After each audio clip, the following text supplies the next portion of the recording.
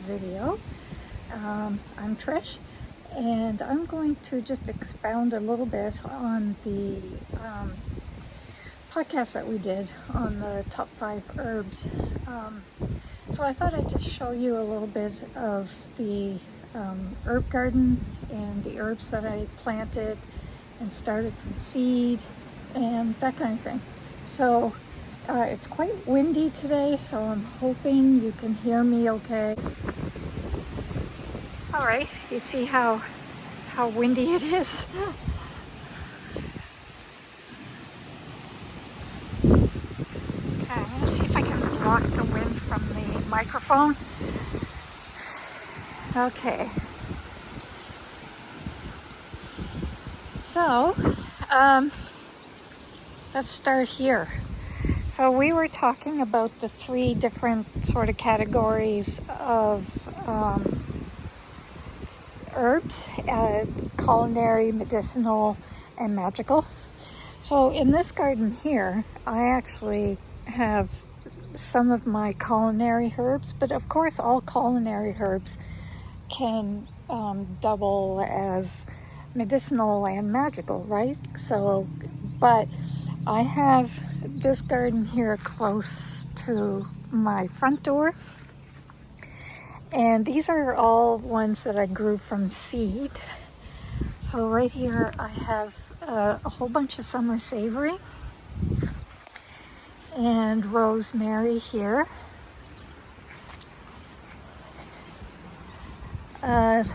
Parsley, rosemary, and summer savory again. So what I need to put in this garden here is my basil, but it isn't tall enough yet to put in the ground, but I'll show you that later. So here is more my medicinal garden, my magical witchy garden. All of it's magical and witchy, right? But this is more specifically not culinary, except for the dill that I planted here. So in here I put the stinging nettles, and I'm trying it in a pot first, and then I'll keep expanding the size of the pot, because I don't want to put it in the ground just yet. I want to make sure that it doesn't spread and take over, because I have too much invasives on my property already that I'm trying to deal with.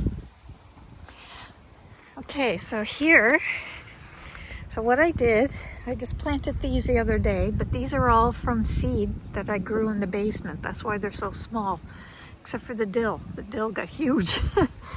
But so what I did is I did clumps of different herbs, groups of 3, and I did the same groups on that side. So I have bee balm, and I have motherwort, and my dill, and I have mugwort, and I have echinacea over there, in each corner, like I said. And I have my mints in here. So I have a chocolate mint, which is absolutely delicious in tea, by the way. And then I have my peppermint here. Is it peppermint? Yeah, peppermint. So I have my peppermint. Again, I have it in a pot because I don't want it taking over the garden. Okay, so this is going to be my kind of witchy medicinal herbs. Not so much culinary herbs, except maybe the mint and obviously the dill. So let's go over this side.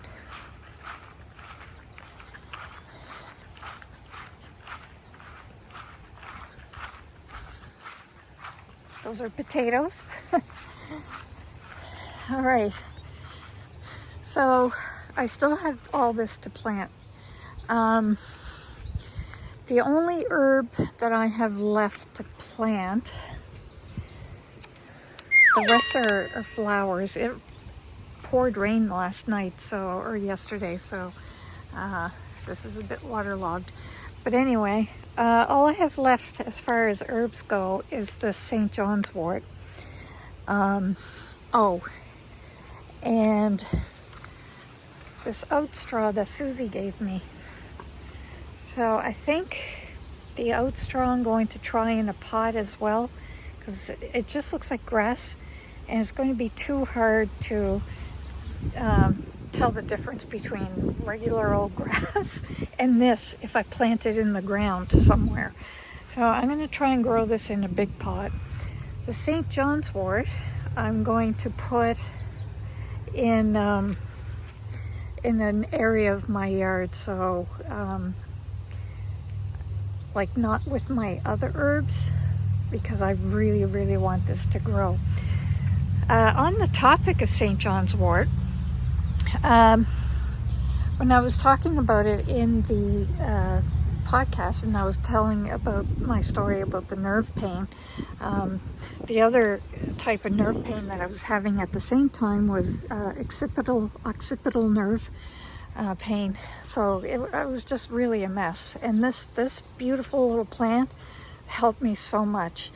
And when I said that, you know, when the pain once in a while wants to crop up again, and I feel secure in knowing that I have St. John's wort to fall back on, I wasn't necessarily meaning that I just had to think of St. John's wort and the pain will go away.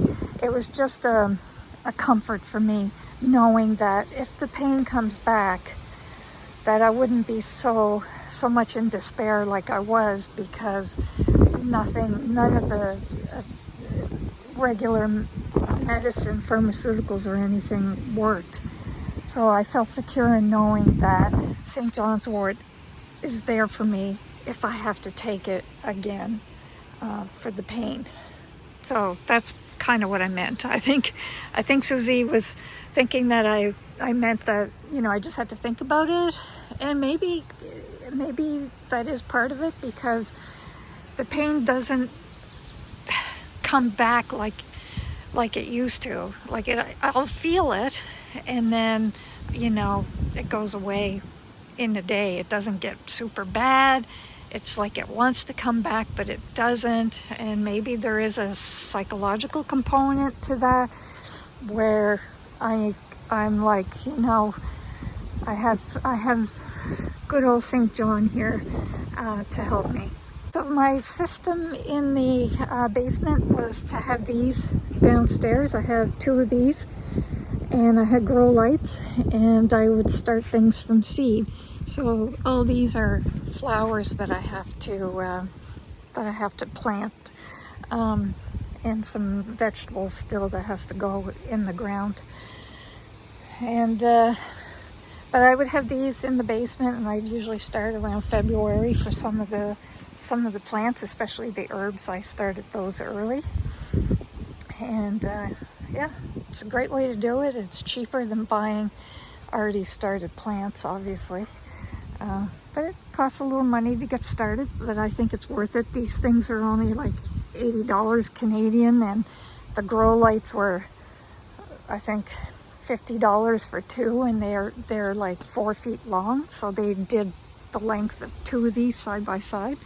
So, you know, it's not overly expensive, but you could always use a windowsill if you get some good sun to start your seedlings. So I have another herb garden. Oh, so we have a chipmunk. We have chipmunks that live on the property, and they often go inside this pipe.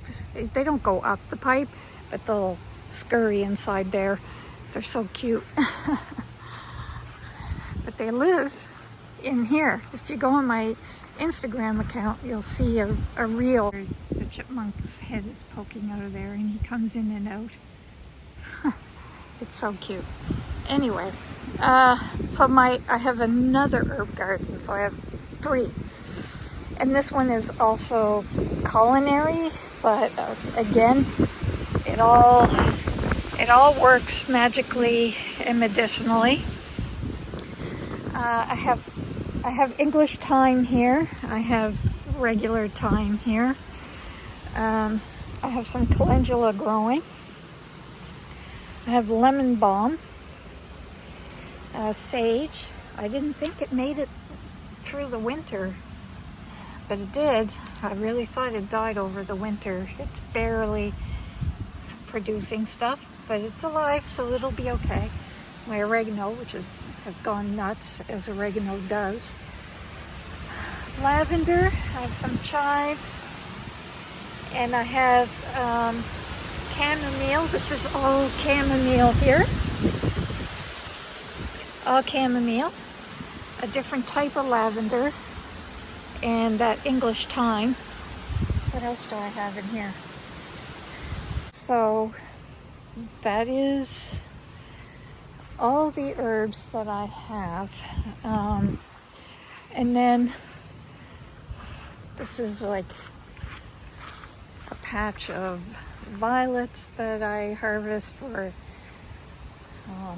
teas, and I'm going to start harvesting some leaves now. I did the flowers for the most part, and now I'm going to work and get the leaves for tea. And the St. John's wort, I think what I'm going to do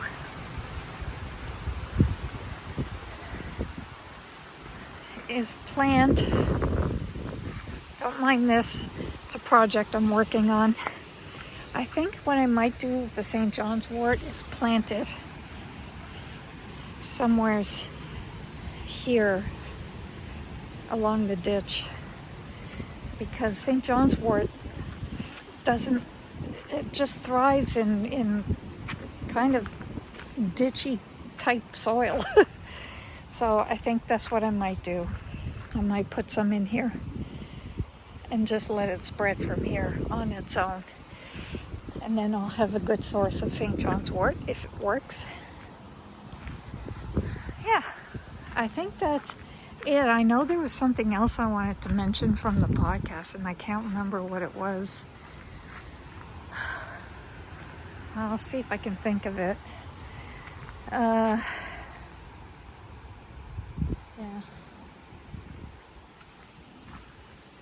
But I wanted to share that I had I created a more medicinal herb garden here, and I'll expand on that because I have nothing planted in the middle here yet, so I'm sure I'll come up with something to put in there. I could put the St. John's wort in there, and I might still do that.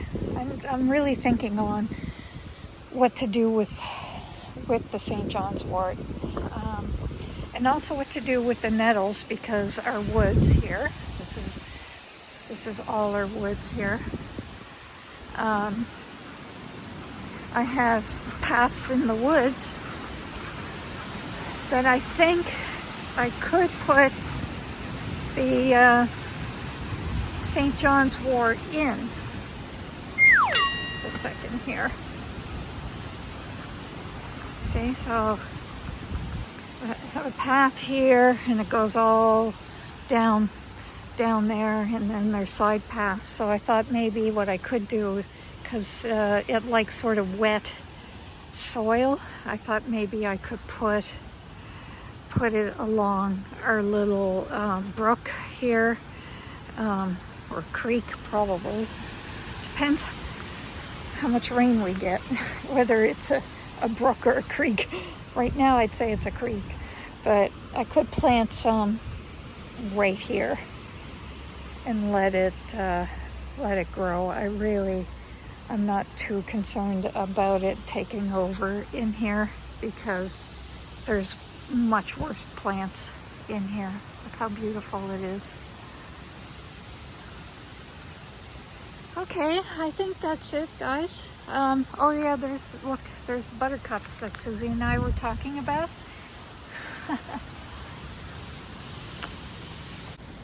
So what we did as kids, right? We took the buttercup and we held it under our chin. Well, we held it under somebody else's chin. And if it reflected yellow under the chin, which see, it's not really, it meant you liked butter. But like I said in the video, it's more like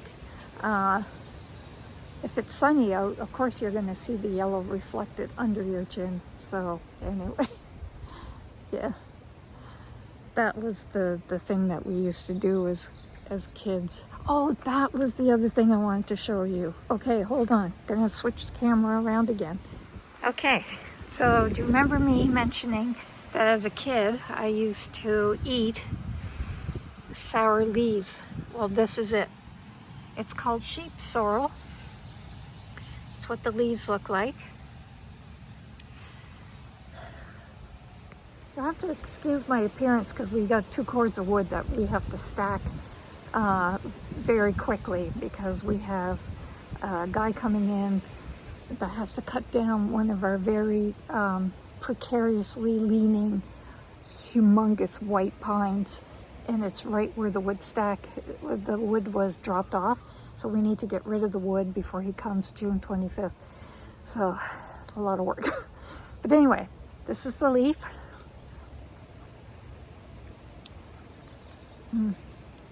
Yeah. Ooh, sour. It's still good. I still like it, but don't eat too much of it. I think it's high in oxalic acids.